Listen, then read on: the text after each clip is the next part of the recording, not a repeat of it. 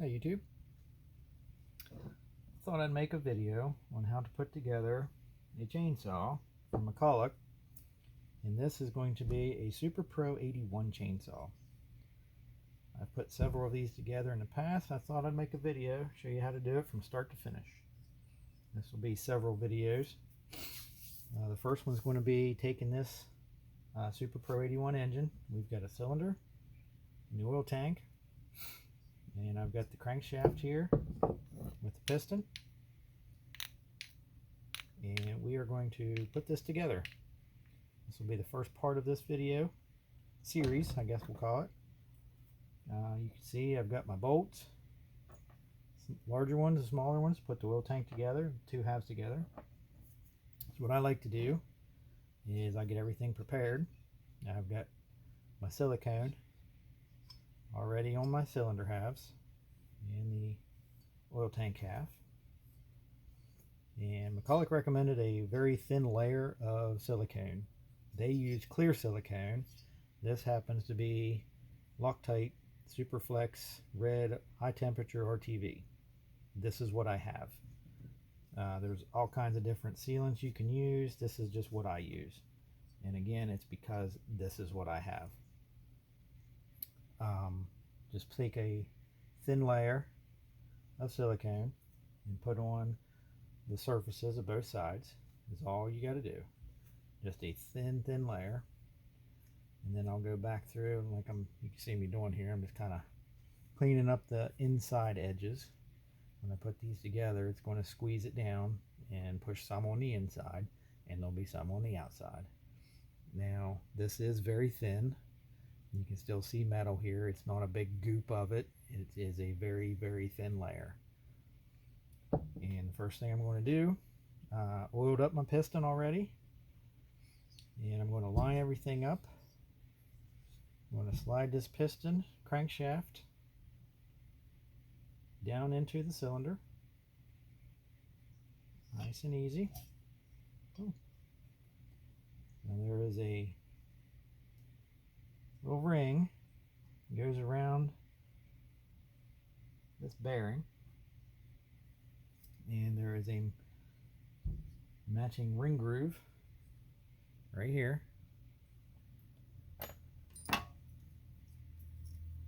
Right here. We're going to match these up with this ring on the bearing. There's also a matching little divot and this little tit sticking out. It must go into that divot on this bearing. This is the clutch side. So I've got this in place. I'll give it a few turns here, make sure everything lines up fine, nothing's hitting. All right, now what you want to do is take your oil tank, make sure you line this up. And we line up our other surface. Give it a good press. All right, now what we're going to do, I'm going to use my needle nose pliers. Take these bolts, these larger bolts. I like to use the larger ones first before I do the smaller ones. Drop them into their spots. And I already had one in here, so I actually won't need them all. I had an extra. Now, get where'd my little socket go? Lost my socket. Oh, there it is. This is a 5/16 socket, and you can see I took the end of it and I ground it down so that it would fit in some of these tighter spaces a little bit easier. And I'm just going to start these. I'm not going to torque these. Now, McCulloch did have a torque specification. I don't know what it is. I've read it before. I really don't follow it to a T, but they had one for each bolt based on the size of the bolt. There was an inch-pound, not foot-pound, inch-pound torque setting. I don't usually use it. I tighten it down until it feels tight enough.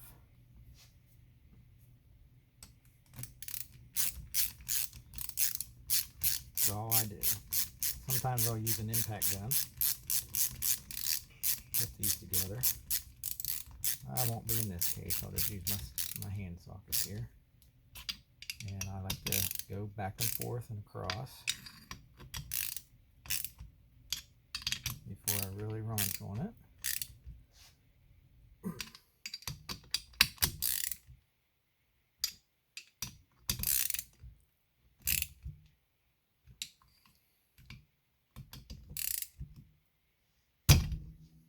Okay, now I'm going to rotate my crankshaft to make sure it's still not too tight. I have had it where I tightened it up a little too much. There was some gunk underneath the ring on that one bearing, and it squeezed it too tight. This one turned out just fine. Let's give it one more check. And again, I'm not doing this to any specification. I'm just doing it based on feel. All right, now what I have left, I'm done with this one. I've done the same on this socket.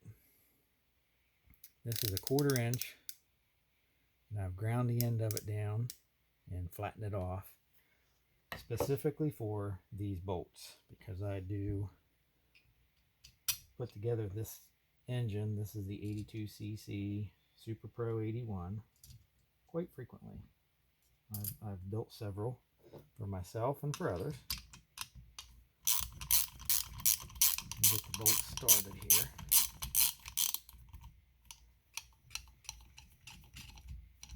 I don't torque these ones very hard at all because they're very small. This is aluminum, and I do not want it to break. So I tighten them up a little bit.